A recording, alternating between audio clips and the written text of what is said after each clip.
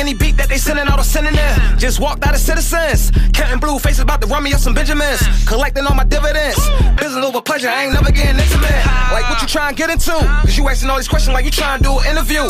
But shorty, I ain't into you, cause I was just a friend of you, hoping I ain't offending you. I caught a little buzz, like a couple things I've seen before we shift from it. I'm gonna take you back to your movies. Like, you got some other stuff coming out right now, right? Yeah, sure do. So I heard something with Jimmy and a couple of things talking about Jimmy what's the happening. Saint, man. We got a movie coming to y'all soon, 2025. It's called Target on My Ops 2. You know, Target on My Ops 1 is on Tubi. He trying to go for Target on My Ops 2. They got me in there, 2-gun banger. Yeah. But you know, it's all positive vibes. But you know, we just delivering a story, a message for the bigger cause. Jim, we actually got a couple Jones in the works, but I don't want to give up too many names.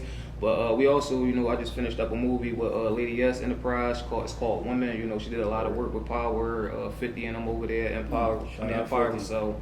And then also, you know, we got it was a play at first, it's called Trauma Speaks. We sold that out at the theater, and they trying to turn that into a movie now, or a short film. Are you acting that play too? Yeah, that was my first joint too. I ain't gonna movies. From jumping right off the SF, right on the live play, I'm like, well, damn. Like, so yeah, it all just worked out in its way, you know, and then I'm like actually getting into the acting shit now.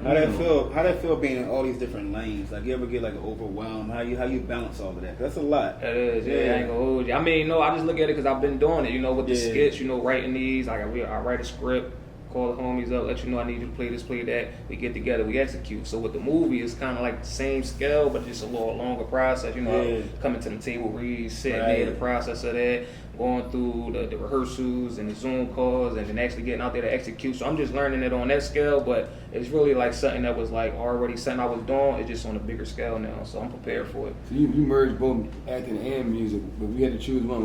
Which one would you choose and why? Right now in your career. Yeah, that's a good question.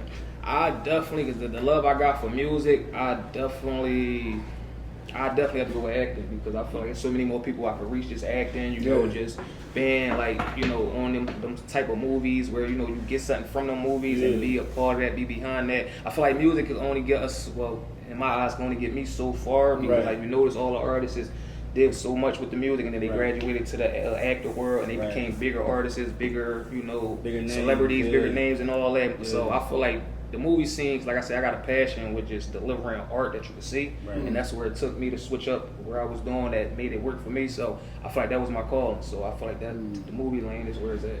Do you feel like going viral can hurt or help somebody's career, and how can you prepare for going viral, and what did viral do for you? Damn, that's a good question, man. Y'all locked and loaded with these. I feel like, it could make or break somebody's career, you know, in like all type of forms. Because not everybody ready to go rival, you feel me? Or mentally ready to go rival. Because like I said, it eats you alive if you can't, like, I don't know, it's like people be so addicted to the fame that when it slow up or when they ain't getting it no more, it kind of changed them as a person. And I seen that with a lot of close peers, you feel me? And I won't say names, but it's like the fame ain't for everybody, and if you only in it for the fame, it's going to destroy you inside out. So I feel like what it did for me going rival, I never really paid it no mind. Like when I was putting them videos up and I just seen numbers going through the roof, I never looked at my notifications. Like, I'm just now looking at notifications. I'm telling you, like, I still don't even do it to this day, because I didn't want to, like, it might sound crazy, but I didn't want to see all that love, all them followers, and all that attention coming in. I just wanted to get back to the next video. I said it's working. Youngest, like it's getting people attention. Obviously, the message is being heard. Let's get back to the next one. So that's how I was with it. So then, with all that, right? And we talked about. I heard you mention destruction. Tell me about a time when it wasn't so great, when it wasn't roses and all that. Something that a time when you fell and how you got back up, or if it was a person that helped you get back up. What was their role in your life? Tell me about that. I gotta say, shout out to my cousin Low, man. Cousin Low. I feel like it wasn't a real crazy low, but it was just like social media, like you said, it could make a break, you know, it ain't for everybody. I feel like sometimes when you going crazy and you like so committed and as consistent as I was, you know, you gotta keep feeding that machine. And it was times I wanted just to fall back. Like, you know, I got time, I got a whole daughter, you feel me? I started this brand in 2016 and been rolling ever since. We almost like 10 years in. So it was like I took a little break 2022 for the last 2-3 years just to focus on family and just my well-being. You feel what I'm saying? Because it's like when you just so caught up in that, you gotta keep feeding people. And then they look at it like, if you ain't feeding them, then something ain't right, with something wrong with you. And I had people checking in, yo, you good, DMs, you hard, checking in the whole time, just trying to stay away from that. But what hurted me was, like I said, you know, like the followers or just the move, the way it don't wait for nobody. So trying to get back to this, it was just kind of like, damn, like I felt better off IG than I did on, because like I said, I just felt like I could just live the real world. It ain't gotta be me trying to just keep feeding y'all with this or that or answering people. Like it was just like it was overwhelming. I'm keeping it real. But what got me back, like I said, was my cousin. You know, you gotta just put time into what's important to you. Yeah. And that made so much sense, which was important was family, feel me, and catching up on other things that I have going on. And now I can come back. Like they said, you can't pour but so much from empty cups. So I have to pour myself, fill myself back up. You got to feed them from the overflow. You can't feed them. So just getting back, that's all. So when you getting back in the IG, was it harder when you got back, or was it easier because you gave yourself rest time? I wouldn't say it was harder, but it was kind of like confusing. Because like, you know, IG changed. We all know that internet ain't the internet like it used to be. You know what I mean? I knew how to work it then and like how to get people like gravitating to the videos, and like I had something working for me, you know what I'm saying? But this was, like I said, 10 years now. Like this was 2016, 17, almost I want to say 2020, because that's when Derek Shooter came out, one of my biggest videos. So that even throughout the pandemic, I was still able to produce and perform. And then, like I said, these last 2-3 years, 2022, 2023, it's just a different shift. So I'm like trying to still get them that positivity, but they just so far left with the negative, the drill rap, the smoking on your app. So I gotta learn, or I gotta understand what they're going through, so I can know how to perform it in the content and how to, you know, for them to perceive it, because that's how I was able to get to them then. So it's like I gotta understand this world. That's coming back to social media. That's all. How does it feel knowing that like working with Rich Dollars and like Wallow stamping you, like Oschino?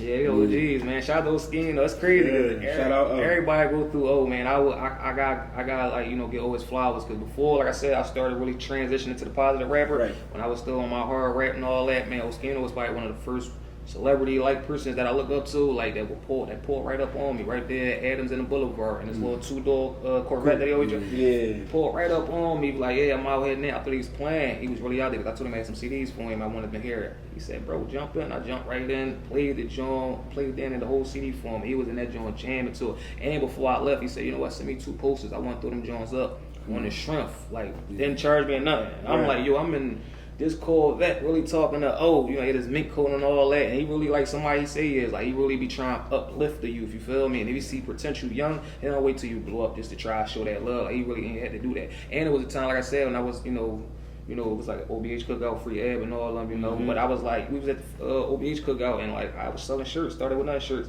and this boy just took the shirt off his back and put that shirt on. And I was like, damn, bro, took the pic and all that and rocked out the shirt for the rest of the day. No charge and none. We just sold the shrimp for love.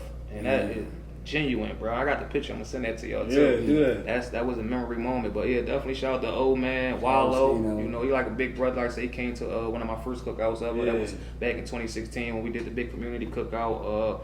And he like a big brother. You know, he still hit me up to this day, just giving me key pointers and stuff like that, as well as Gilly. It is like, you know, shout out Gil. I look at them like older mentors, older brothers, man. I try to take a lot from them.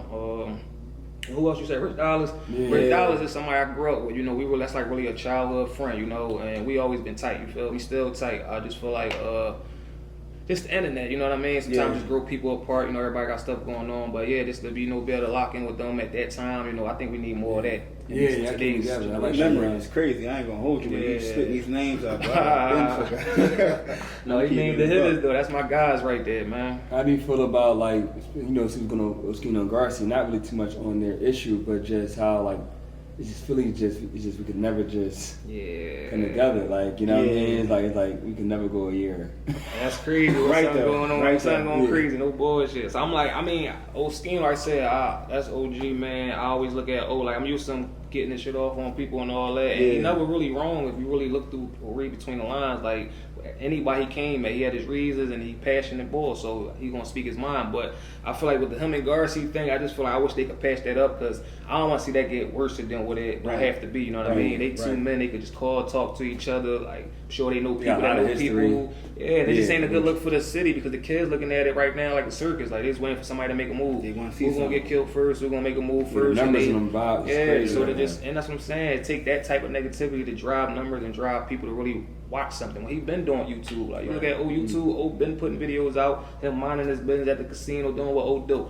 But it took like stuff like this for everybody to start paying attention to him. But yeah, shout out to O, shout out to Garci. Hopefully they can patch that up, man. Like they both good peoples, and I feel like it's really like an argument that ain't never had to happen. You know what I mean? Especially on the internet. Over pleasure, I ain't never getting intimate. Like what you trying to get into? Cause you asking all these questions like you trying to do an interview. But shorty, I ain't into you. Cause I was just a friend of you. Hoping I ain't offending you.